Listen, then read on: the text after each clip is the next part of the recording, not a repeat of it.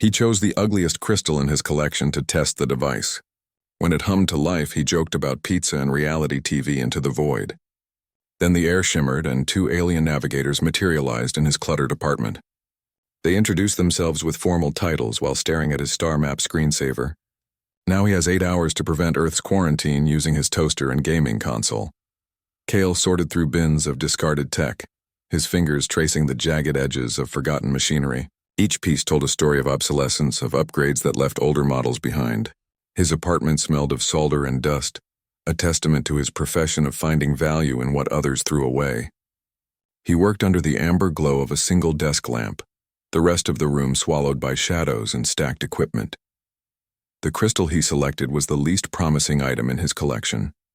It was cloudy and asymmetrical, marred by internal fractures that scattered light into dull, muddy colors.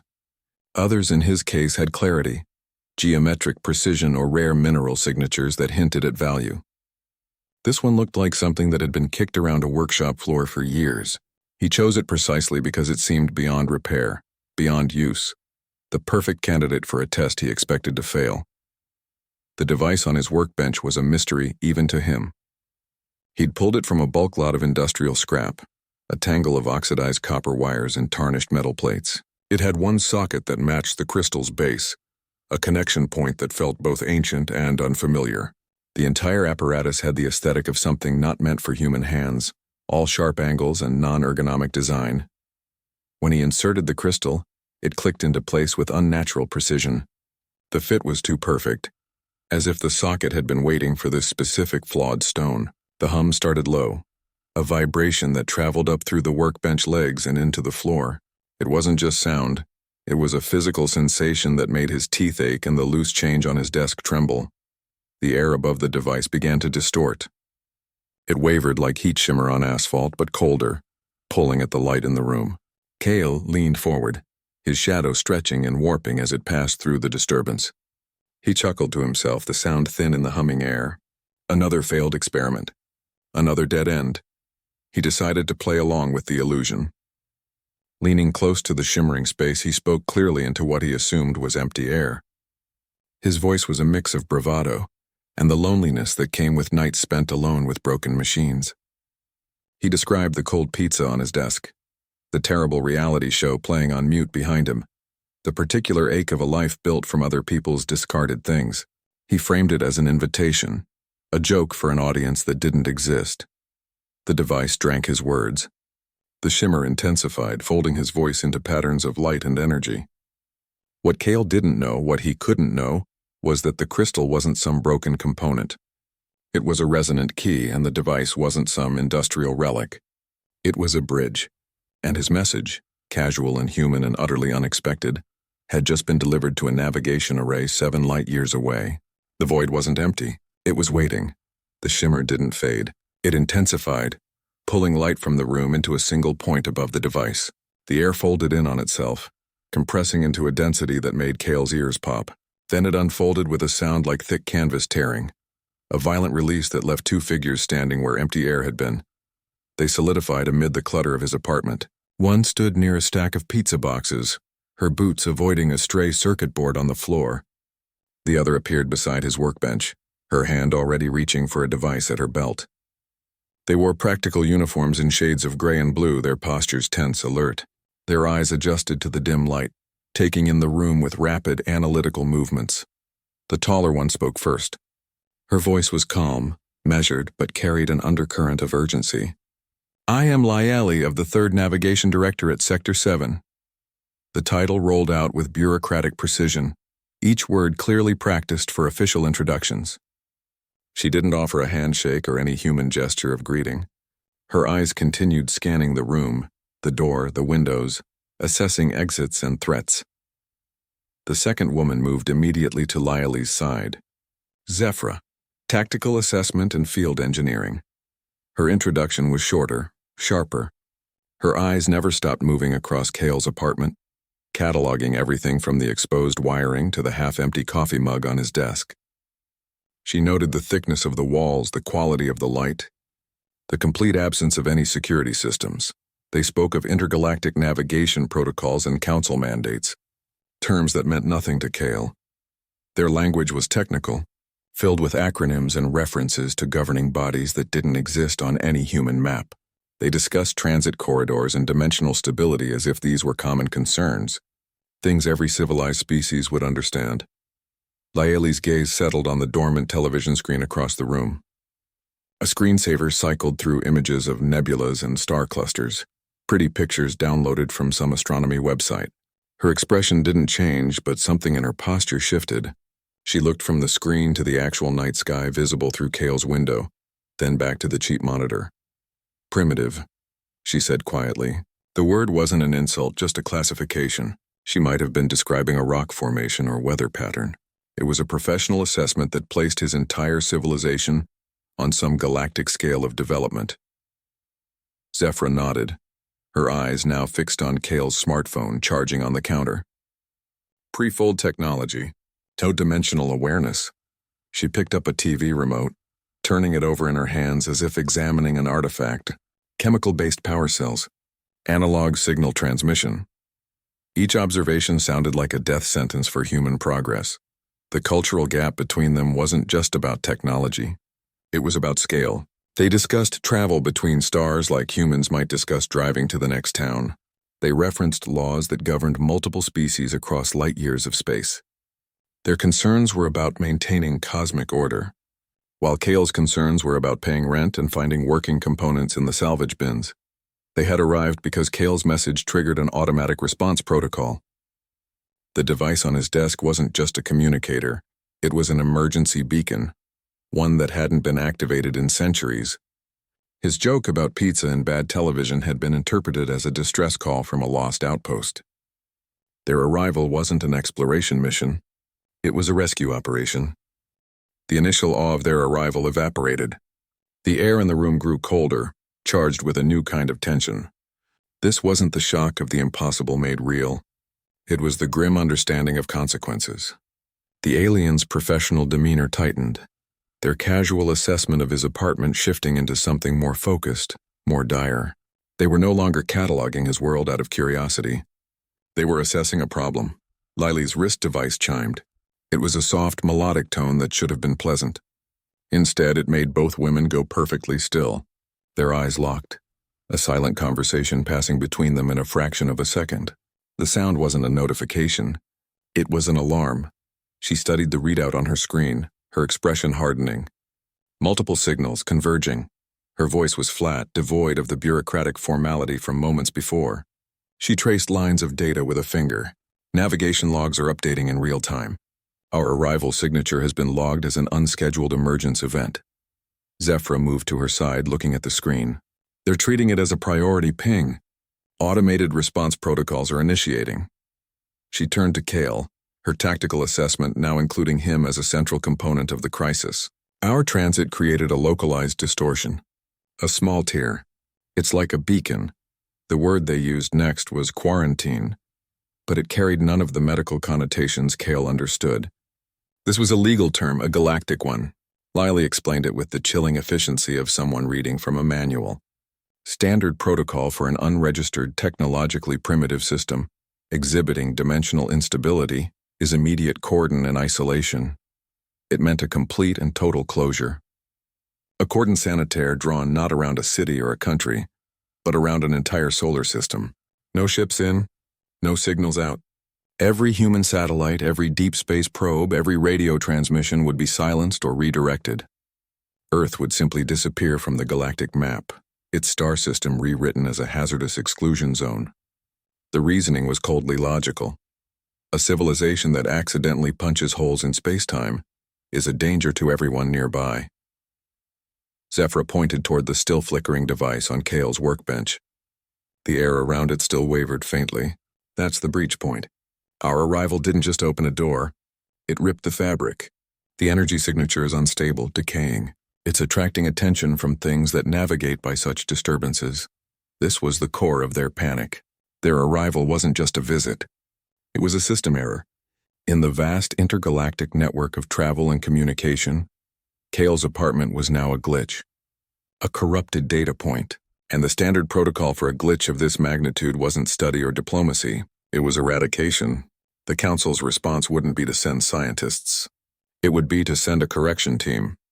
Their job would be to sterilize the error at its source and reinforce the dimensional boundaries permanently. Their fear was the most terrifying kind because it was so calm. There were no screams, no frantic gestures.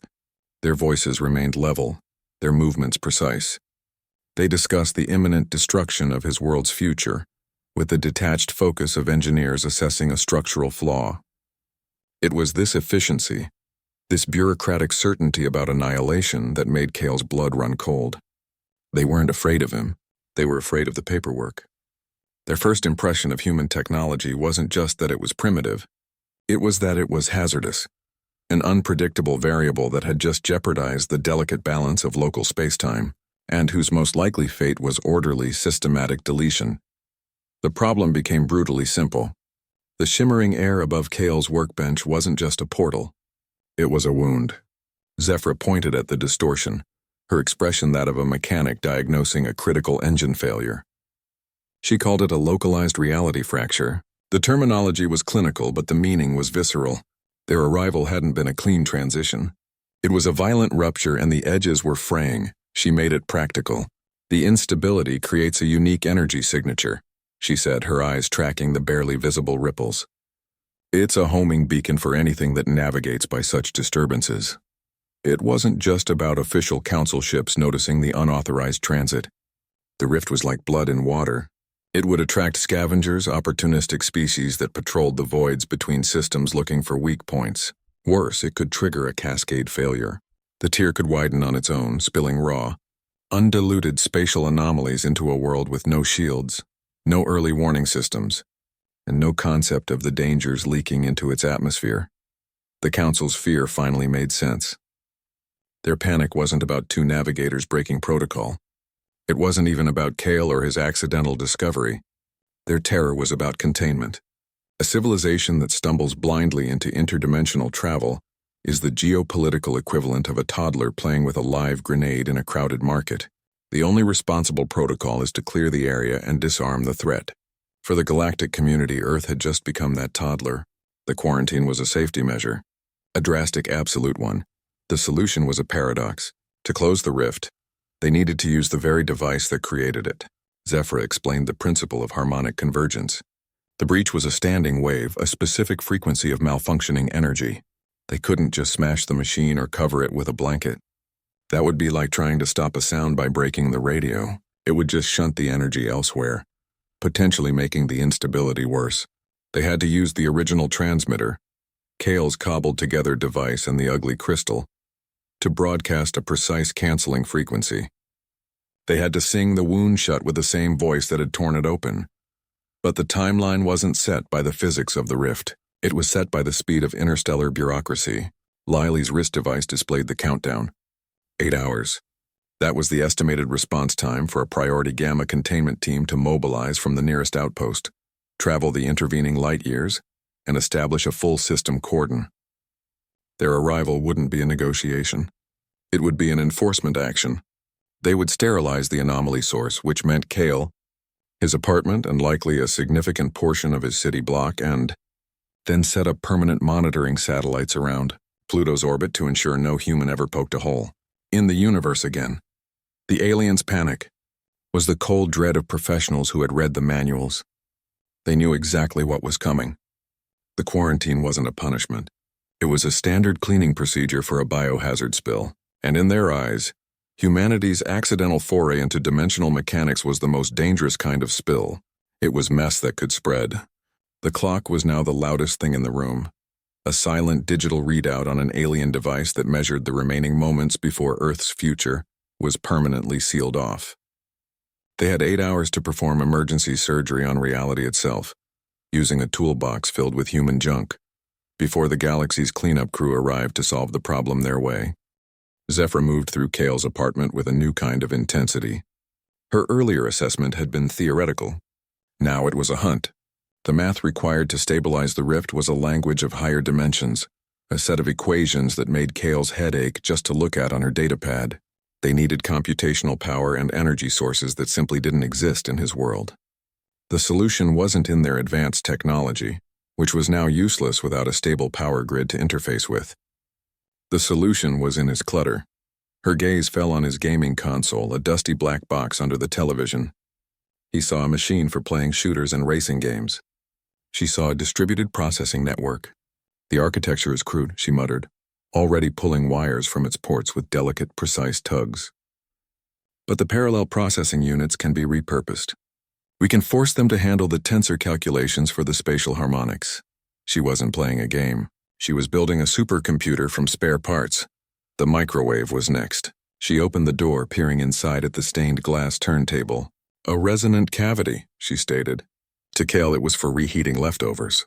To Zephyra, it was a perfect chamber for focusing and emitting the precise energy frequency needed to cauterize the rift. She bypassed its safety protocols with a flick of a tool from her belt, rerouting its magnetron to output a continuous tunable wave instead of short bursts.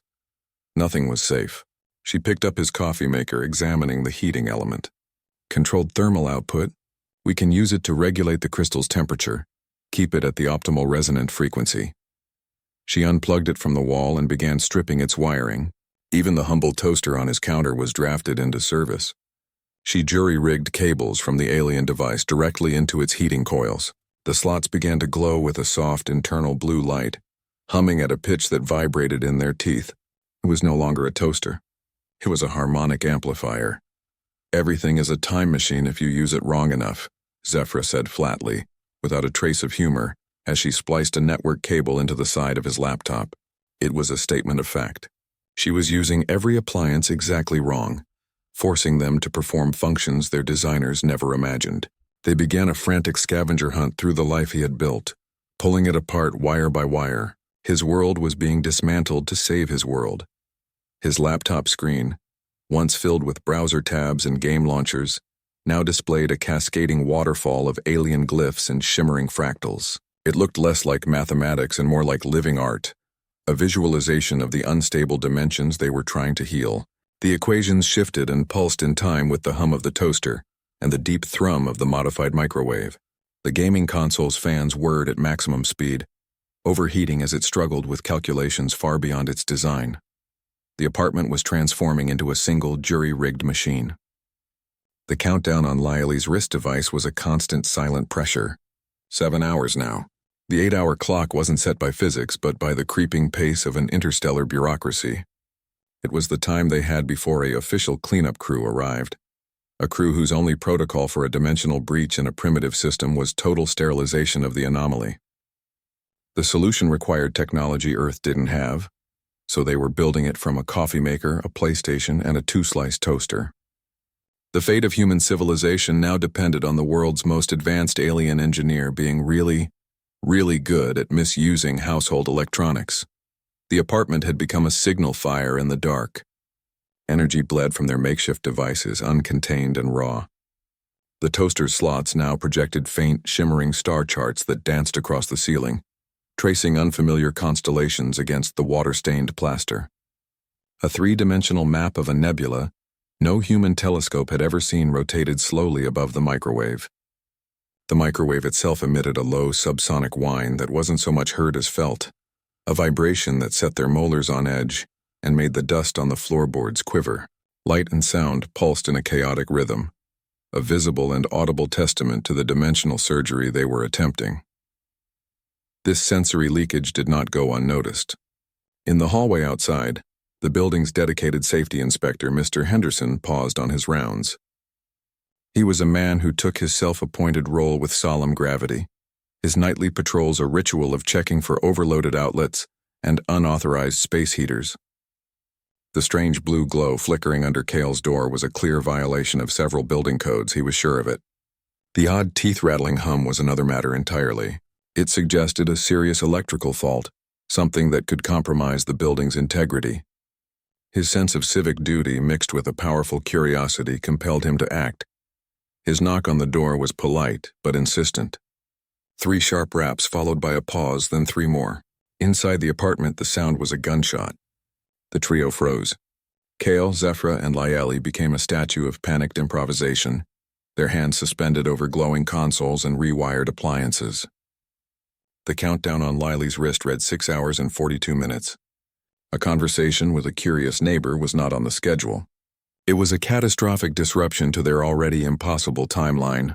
The hum of the microwave seemed to grow louder in the sudden silence, a betraying heartbeat. They had no plan for this. There were no protocols for hiding an interdimensional operation from a local building inspector. Advanced cloaking technology was useless without a stable power source, which was currently being used to keep the rift from expanding. Lily's hand went to her sidearm, a gesture of pure professional instinct, but Zephyra shook her head sharply. Violence was not a solution. It was a complication that would bring more attention, not less. The only option was the most absurd one. It was Cale who moved first, grabbing a large, thick quilt from the back of his couch. It was an old, musty thing, but it was dark and heavy. He flung it over the central workbench, the device, and the still shimmering rift. The star maps from the toaster immediately projected onto the fabric, creating a lumpy, glowing dome. The light was still visible, but now it was diffuse, softened. It looked bizarre, but marginally less like a breach in reality. "Get down," he hissed, his voice strained. They dropped to the floor behind the couch, pulling the edges of the quilt down to the ground to form a makeshift tent. The three of them crouched together in the dark, cramped space.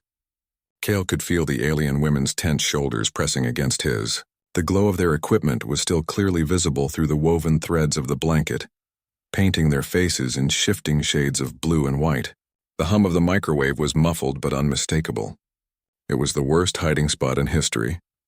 From outside their fabric cave, they heard the door creak open. Mr. Henderson had a master key for emergencies, and he had clearly decided this qualified. His footsteps were slow and deliberate on the scuffed wooden floor. He stopped. They heard him breathe in sharply. "Cale?" he called out, his voice echoing in the unusually resonant room. He was silent for a long moment, taking in the scene. The blanket-covered mound humming on the desk. The strange cables snaking across the floor to a laptop showing frantic alien equations. The air itself felt charged, thick with ozone and something else he couldn't name. He didn't see them hiding. His attention was captured by the spectacle. Advanced projection technology. He muttered to himself, a note of professional admiration in his voice. Exotic lighting effects. Must be some new VR rig. He walked a slow circle around the quilt-draped workbench, completely missing the three people holding their breath behind the sofa. He was a man who understood building codes, not quantum mechanics. His frame of reference for strange glows and odd sounds was limited to consumer electronics. He saw a very elaborate, very poorly ventilated home theater setup. After another minute of inspection, satisfied there was no immediate fire hazard, he shook his head and left, closing the door gently behind him. The silence he left behind was heavier than before. They stayed under the quilt for a full minute after the door clicked shut, listening to his footsteps retreat down the hallway. They had survived the inspection not through advanced alien technology or clever deception, but through the sheer unimaginative power of a human assuming the most mundane explanation possible. The universe was tearing itself apart in his living room, and his neighbor had blamed it on a fancy video game. They emerged from under the blanket, the cosmic emergency now mixed with the mundane terror of almost being caught. The clock was still ticking. They had lost 12 precious minutes. The hiding spot had been pathetic, but it had worked. The close call with Henderson changed their approach. The frantic, piecemeal repurposing of appliances shifted into something more deliberate, more integrated. They stopped working as three separate people with a common problem and began operating as a single system. Zephyra directed the flow of energy and data, her hands moving across modified controls. Cale translated her complex directives into actions his primitive hardware could execute, finding workarounds and shortcuts in the code. He had a scavenger's instinct for making incompatible systems talk to each other, a skill she watched with genuine professional interest. His mind was a natural bridge between their advanced mathematics and the stubborn, simple logic of Earth's electronics. The goal was no longer just to plug devices together. They needed to create a cohesive energy and data matrix, a single resonant system where every component worked in perfect harmony. The microwave's tuned frequency had to sync exactly with the processing rhythm of the gaming console. The toaster's amplifier needed to pulse in time with the cooling cycles of the coffee maker's heating element. It was a symphony of mismatched parts, and they were the conductors. Nothing was exempt from this new all-encompassing audit. Zephyra's analytical gaze swept the room again and landed on Gus the goldfish's small aquarium in the corner. She studied the gentle flow of water from the filter, the steady circulation created by the tiny pump. The water conducts the energy signature of the room, she noted, her tone purely analytical. The pump creates a consistent low-frequency oscillation. The entire system has a stable thermal mass. It wasn't a pet. It was a component. Kale watched, speechless, as she ran a thin, silver filament from the main console to the edge of the glass tank, carefully dipping the end into the water. The filament glowed softly, and for a moment the water seemed to hold a faint internal light. Gus, entirely oblivious, continued his lazy circuit around the plastic castle, a tiny, finned participant in an experiment in interdimensional physics. His simple, rhythmic movement through the water added another layer of stability to the chaotic energies they were trying to tame. Laeli became the anchor to Zephra's frantic innovation. Where Zephra saw potential in every power cord and heating coil, Laeli saw risk. She monitored the growing network from her datapad, her face a mask of concentration. She ran constant simulations, her fingers flying across the screen, checking and rechecking the alignment of the harmonizing frequencies. Her caution was a necessary counterweight. This wasn't a simple repair job. A miscalibration, a single frequency set a fraction too high, wouldn't just result in failure. It could catapult the entire apartment and everyone in it into a random point in the galaxy. They weren't just fixing a tear. They were threading a needle through the fabric of space-time using homemade tools. Slowly, the chaotic energy in the room began to shift. The random flickers of light from the various appliances started to pulse in a shared rhythm. The discordant hums of the microwave, the console, and the aquarium pump began to harmonize, finding a common frequency. The apartment was attaining a strange musical order. The laptop screen showed the wild fluctuations of the rift's energy signature beginning to smooth out, the chaotic lines slowly organizing themselves into a coherent, stable waveform. They were no longer just a trio of people working on a machine. They were part of the machine itself, a single organism focused on a single, impossible task. The clock was still ticking, but for the first time, the rhythm of their work was starting to match its pace. The frantic energy in the room focused into a single driving purpose. The scattered efforts coalesced, the chaos of wires and humming devices becoming a unified system. They were no longer just working on the problem. They were inside it, every action synchronized. The apartment itself seemed to hold its breath, the clutter fading into the background as the central machine they had built took precedence. Lights began to pulse in a slow, deliberate rhythm. The star maps on the ceiling flickered in time with the soft blue glow from the toaster's slots. The coffee maker's heating element cycled on and off, each cycle timed to the second. It wasn't random anymore.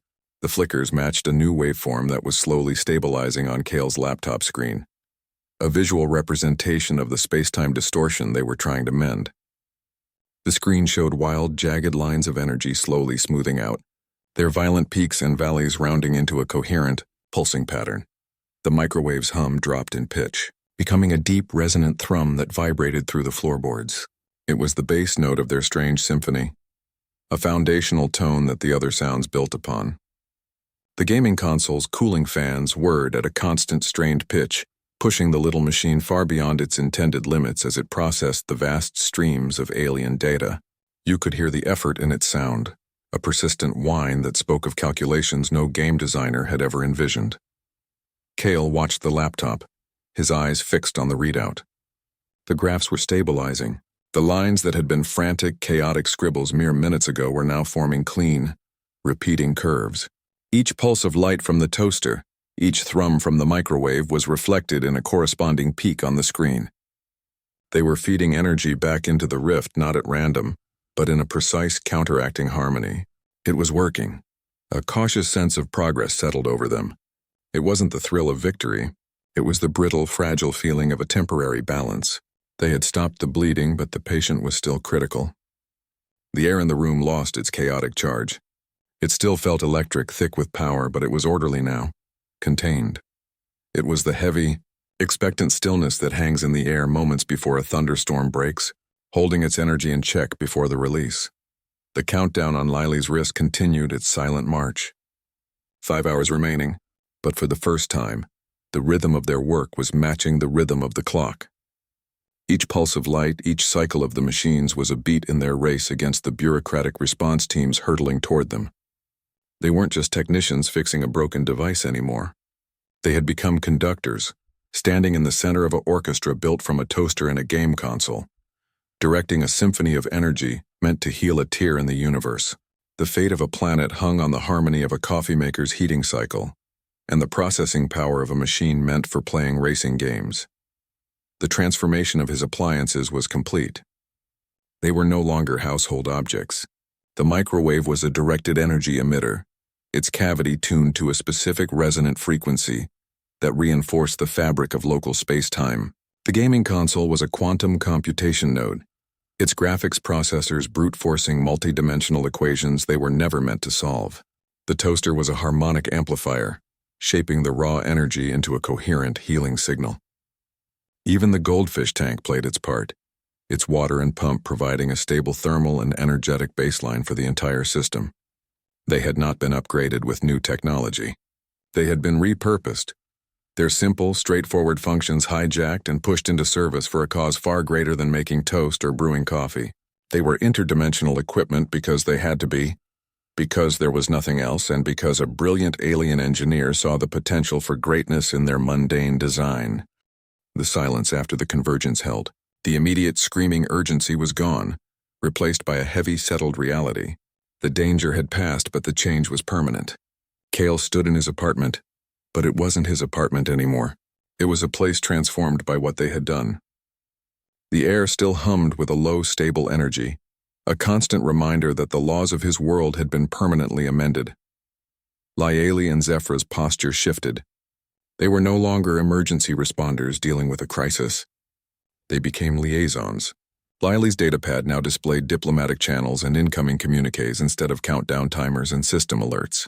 Zephra stopped examining his appliances for parts and started examining them for their integration into the new permanent system. Their focus turned outward toward what came next. They were the bridge, and they knew it. Cale's own transformation was the most complete. He was no longer the primitive human who had accidentally summoned them. He was the owner. The gateway, the anchor point, the stable rift, whatever they wanted to call it, was centered in his living room. It was tied to the specific location, to the land deed his name was on, to the junk-filled space he called home. He wasn't a scientist or a leader. He was a guy who owned the only door to the stars, and that gave him a kind of leverage no world government could ever claim. His apartment was officially Earth's first and only interdimensional port of entry. There were no customs offices, no landing pads, no official welcoming committees. There was just his couch, his television, and a stable tear in reality humming near the workbench. The Council's retrieval teams, once en route to enact a full planetary quarantine, were rerouted. Their mission parameters changed instantly. They were no longer enforcers sent to sterilize an anomaly. They were diplomatic escorts, their weapons holstered, their approach recalibrated for first contact protocols. The threat of extinction was replaced by the complicated dance of interstellar relations. Cale's life pivot was absolute. From a lonely scavenger sorting through the discarded refuse of others, he became a cosmic ambassador. He hadn't sought the role. He hadn't passed any tests or won any elections. He had gained it through a series of mistakes and desperate improvisations. He negotiated from a position of pure accidental leverage. The Council needed access to the gateway he controlled. Earth needed to avoid being classified as a backwater primitive world. He was the only person who understood both sides, however imperfectly. His home was the asset. His understanding of it was the key. He knew which floorboard creaked. He knew the Wi-Fi password. He knew how to get the microwave to stop that annoying beep. This mundane, intimate knowledge of his own cluttered space was now a strategic advantage.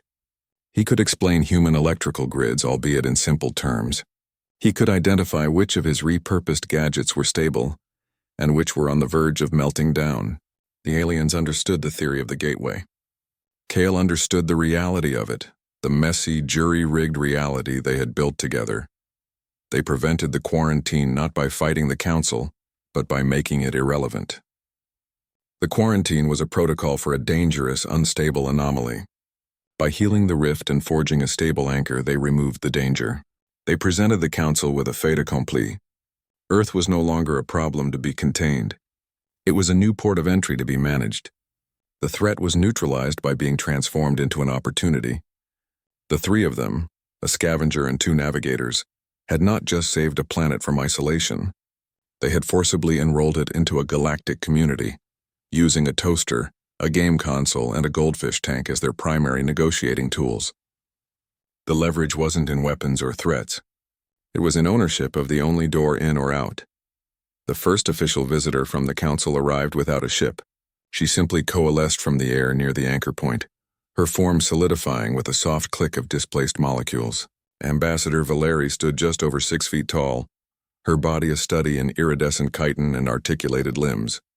Her head turned with a series of small, precise motions, compound eyes capturing the entire room at once. She moved with an unsettling grace, each step a silent, calculated placement. She surveyed the apartment.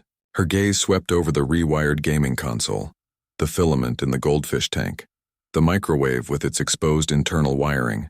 She took in the pizza boxes, the scattered tools, the coffee mug ring on the wooden desk. Her expression was unreadable, a placid mask of polished carapace. She didn't speak for a full minute, just observed.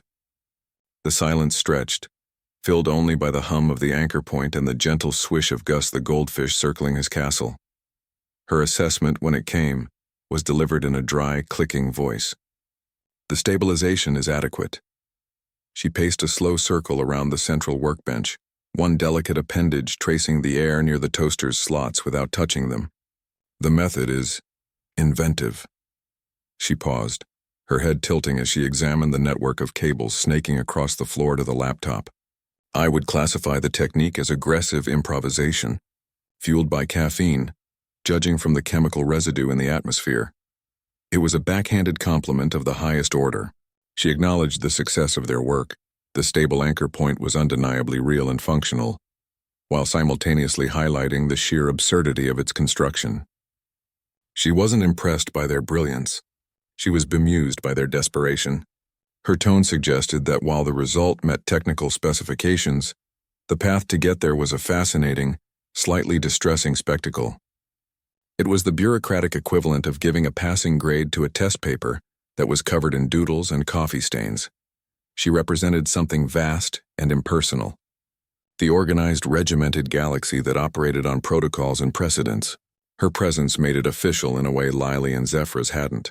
The Council now knew Earth existed, not as a theoretical primitive zone, but as a location with a registered gateway. Her compound eyes missed nothing. She saw the human making the coffee and the alien math on the screens. She saw the potential and the profound lack of preparation. Her approval was not warm. It was regulatory. She produced a data slate from a fold in her carapace and made several notations. The anchor point is hereby recognized as a Class 7 limited access portal. It will be added to the tertiary navigation charts. She looked directly at Kale for the first time. You are designated the provisional custodian. Maintenance and security are your responsibilities under council oversight. The words were dry, but their meaning was immense. His apartment was no longer just a fixed point.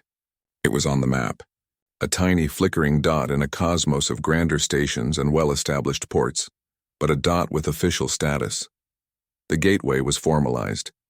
The chaos of its creation was now a footnote in an official file somewhere, categorized under aggressive improvisation. The permanent change was this. His home was no longer just a place he lived. It was a legal entity, a port of entry with a classification and a custodian. The clutter was still there, the stained carpet, the dusty shelves. But it was all now backdropped by a cold, bureaucratic reality. He had built a door to the stars with a toaster, and the galaxy had, with a sort of bemused reluctance, decided to put a number on it and add it to the directory. With the crisis resolved and the paperwork filed, the atmosphere in the apartment shifted. The sharp tang of ozone and fear faded, replaced by the more mundane smell of pepperoni and melted cheese. Formal contact was a dry, bureaucratic term for what actually happened. Life just continued, but now it included 2 alien navigators and a functioning gateway to the stars in the living room. Cultural exchange wasn't a scheduled event. It was what happened over a cardboard box. Laeli pointed at the open pizza box on the coffee table.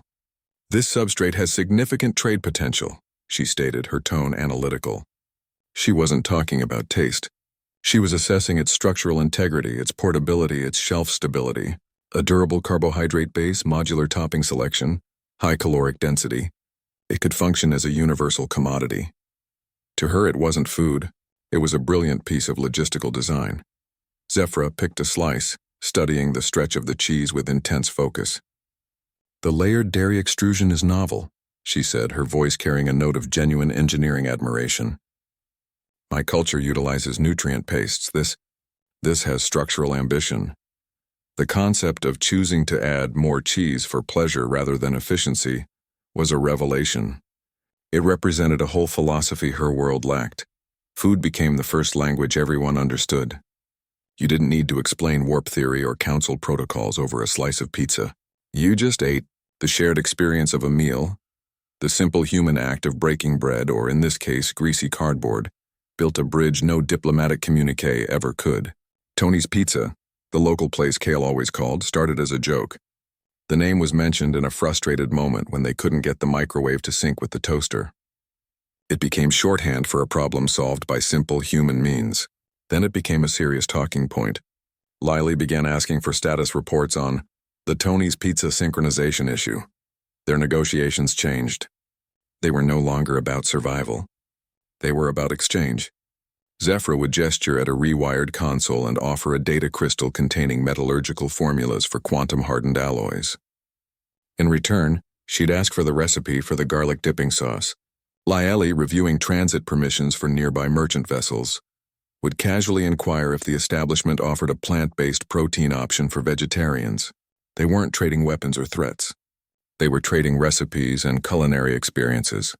A merchant from a silicon-based species offered a small vial of crystallized quantum minerals, materials that could revolutionize human computing, in direct exchange for what he called the heated dough and fermented dairy experience. He had monitored their communications and decided this was the pinnacle of local culture. Human achievements in art or music or literature were unknown. But our pizza? Our pizza had buzz. This became the unexpected asset. Human culture in all its flawed, chaotic glory was a novelty.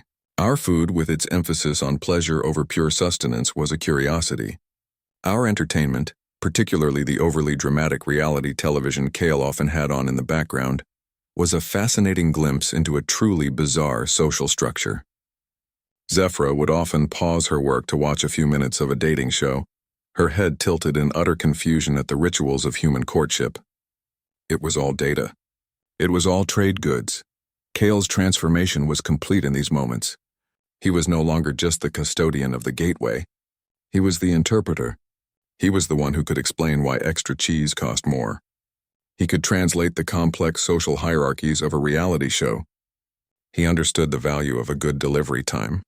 His entire life as a scavenger had trained him for this. He knew how to find value in what others overlooked. Now he was finding immense value in the most ordinary parts of human life and presenting it to a fascinated galaxy. His authority didn't come from a title or a weapon. It came from his unique position as the only human who could explain the cultural significance of a stuffed crust. He was Earth's first alien ambassador, because he was the only one who had the menu for the local pizza place memorized. The fate of interstellar relations hinged on the proper application of garlic powder. The scavenger had become a diplomat, and his greatest skill was his ability to order takeout. The first communication that wasn't a council update came through with a different tone. It wasn't the crisp, bureaucratic data packet of Ambassador Valeri, or the urgent alerts from the Navigation Directorate. This signal was cleaner, simpler, a basic hailing frequency, open and polite. It bypassed all the formal channels and came straight through the Anchor Point's public band. Captain Morak introduced himself without titles or sector designations. His voice was calm, curious, and refreshingly direct. He explained, been monitoring the new signature on the tertiary navigation charts. His ship, the Silver Probability, was a vessel of independent trade. He was not with the government. He was just passing through the local cluster and found the new waypoint intriguing. His request was simple. He asked for permission to dock. He needed to refuel. His ship's culture drives required periodic physical recalibration against a stable gravity well, and Earth's was newly listed and conveniently located. He also, his message added with a note of genuine interest, wished to engage in cultural exchange. He had heard interesting things about the local cuisine. His transmission was the first real contact with the galaxy at large, not its governing bodies. This was the true test. The silver probability did not appear in the sky with a roar of engines. The air in the parking space behind Cale's apartment building simply thickened, then folded. A ship about the size of a delivery van materialized with a soft sigh of compressed air. Its hull was a dull, non-reflective silver, its shape a collection of smooth curves and subtle bulges that suggested efficiency over aesthetics. It settled gently onto the cracked asphalt where Cale usually parked his rusted-out sedan. His parking space was now a docking bay. The ship's landing struts left faint impressions in the oil-stained ground. This was different from the officials. Ambassador Valeri was a representative of a system. Captain Morak was an individual. He was the galaxy showing up at their doorstep, not to inspect or regulate, but to visit, to trade, to see what they had. Earth was no longer just a problem to be solved or a curiosity to be classified. It was a strategic waypoint, a place to stop for fuel, for food, for a glimpse of something new and unexpected. The potential was staggering. This one polite request to dock meant that humanity was now part of the everyday flow of interstellar travel. We were a rest stop on a cosmic highway. Cale stood at his window looking down at the sleek alien craft occupying his parking spot. He had Zephra's translation earpiece in, listening to the simple, looping hailing message. This was it. The moment it became real. Not a crisis. Not a diplomatic meeting. A transaction.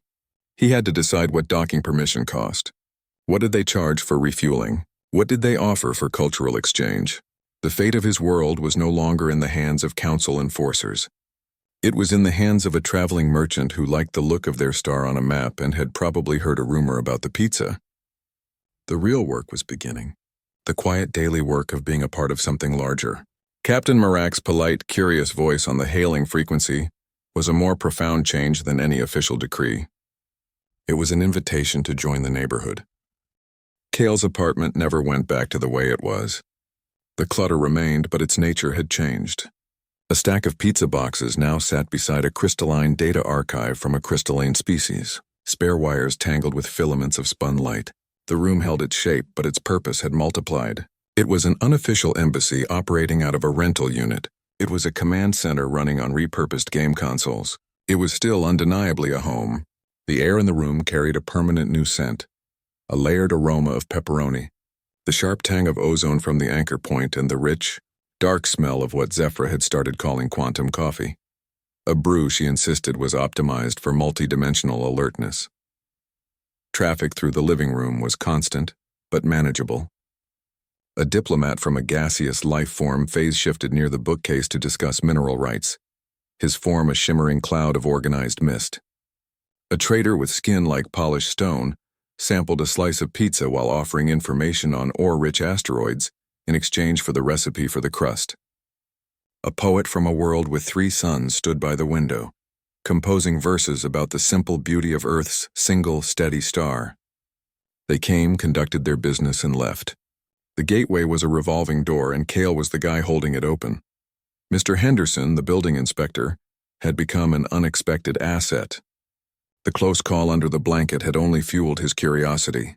He hadn't been frightened by the strange sights. He'd been professionally intrigued. He started showing up not with complaints, but with questions. He'd corner a visiting bureaucrat from a water world and patiently, stubbornly, ask about their building codes for underwater structures. He began charting the Byzantine channels of interstellar bureaucracy with the same determination he used to track down illegal sublets. He wasn't an ambassador. He was a civil servant, and his jurisdiction had just expanded to include several local star systems. His persistence was a new kind of diplomacy. Gus the goldfish swam in his tank, but it wasn't the same tank. Zephra had optimized it. The water now held a faint, perpetual shimmer, enriched with minute particles that helped stabilize the anchor point. The filter hummed at a perfect, consistent frequency. The plastic castle was gone, replaced by a delicate, non-Euclidean sculpture that subtly redirected energy flows. It still looked like an aquarium to a casual glance. To a trained eye, it was the beating heart of the most advanced piece of technology on the planet. Gus himself seemed unchanged, swimming his lazy circles, a vital component of the system who demanded only flakes of food in return. 3 weeks had passed since the message was sent. The panic of the 8-hour countdown felt like a lifetime ago. A new era had begun, not with a global announcement or a massive space station, but in a cluttered apartment on an ordinary street. The change was quiet, gradual, and absolute. Pizza's rise to strategic importance was a lesson in practical economics. It wasn't about taste. It was about logistics. Lily had been right in her initial assessment. The pizza was a marvel of design. It was durable, portable, and could be customized to a shocking array of dietary needs. It didn't require special utensils. It held its heat. It could be mass-produced with local ingredients. For traders and diplomats passing through, it was a perfect, tangible piece of human culture they could take with them. A data crystal of quantum theory was valuable. A hot, greasy slice of pizza was an experience. Captain Morak's successful trade had started a trend.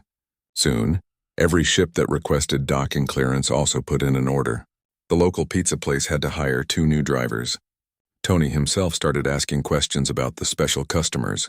Pizza became the one thing every visitor wanted. It was a universal currency because everyone, regardless of biology or origin, understood the value of a good meal. It was the bridge between galaxies, built on a foundation of dough, cheese, and tomato sauce. It was the first thing they asked for and the last thing they took with them. In a universe of complex wonders, the humble pizza was Earth's most understandable, and therefore most valuable. Export Kale leaned against the doorframe of his kitchen, a cold slice of pizza in his hand, and watched the scene in his living room. A poet from a light-bound world was reciting verses to the goldfish. A trader with metallic skin was negotiating the price of oregano with Laeli. The gentle hum of the anchor point was the soundtrack to it all. He shook his head, a slow smile spreading. The sheer absurdity of it was the new normal. His entire profession had been built on finding value in what others threw away. He'd spent years sifting through bins of broken tech, pulling out components that still had a spark of life. He judged worth by the depth of someone else's disregard. The crystal had been the ultimate expression of that. He'd chosen it precisely for its profound ugliness, its visible flaws. It was the most discarded thing he owned. He'd slotted it into the weird device as a lark, a final test before he himself threw both items into the scrap bin. The message he'd spoken into the shimmering air was a joke, a cocktail of bravado and late-night loneliness shouted into what he was certain was an empty void. It was the least consequential action of his day. That pointless joke had summoned 2 highly trained alien navigators. It had triggered a countdown to planetary quarantine. It had forced him to turn his toaster and his gaming console into instruments of cosmic salvation. And now, it had made his cluttered apartment the unofficial hub for interstellar trade and diplomacy. He'd saved the world and jump-started first contact, not with a grand speech or a brilliant invention, but by being sarcastic at a piece of malfunctioning junk. His life had become a cosmic sitcom. Every day was a new episode built on a series of catastrophic misfires that somehow, against all odds, found a strange harmony. The universe had quite literally folded itself into his living room. The grand, impersonal forces of galaxies and governments now flowed through a space that also contained his laundry and a half-eaten bag of chips. The looming threat of annihilation had been replaced by the daily challenge of explaining human concepts like tip culture to a being made of coherent gas. The loneliness that had once been a constant ache was gone. It had been incinerated in the frantic energy of that 8-hour crisis. He was now at the center of everything. Not the center of power or importance, but the geographic center. He was the fixed point. His parking space was a docking bay. His coffee maker helped regulate dimensional frequencies. His goldfish was a key component in a stable space-time anchor. The quiet, solitary life of a scavenger was over. He was never alone. There was always someone new in his living room, someone curious, someone trading, someone just wanting to try the pizza. Captain Morak's request to dock had been the final seal on this new reality. It was the moment the theoretical became practical. The council was bureaucracy. The ambassador was regulation. But a merchant captain asking to refuel and sample the local cuisine, that was the galaxy deciding his world was open for business. The sleek silver ship materializing in his parking space wasn't an invasion. It was a delivery. It was the first customer. It meant the door he'd accidentally built wasn't just for emergencies or officials. It was for everyone. The universe wasn't just visiting. It was moving in. And it all started because he'd found the ugliest rock in his collection and decided to see what would happen. Some adventures aren't sought. They arrive. The Council's formal notice arrived not as a threat, but as a request for scheduling. The shift was profound. The protocols for first contact were no longer about containment. They were about introduction. Teams of xenolinguists and cultural analysts were being assembled, not to study a threat but to build a dialogue. Their questions were about art, history, and social structures.